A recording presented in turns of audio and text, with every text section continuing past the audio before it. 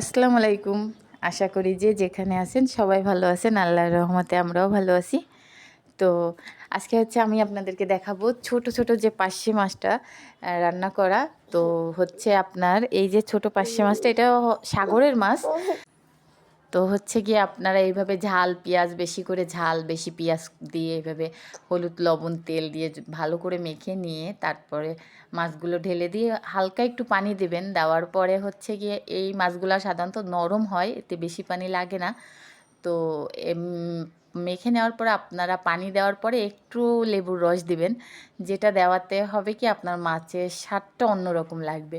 তো কেউ যদি না খান তো অবশ্যই একবার ট্রাই করে খেয়ে দেখবেন যে কেমন লাগে।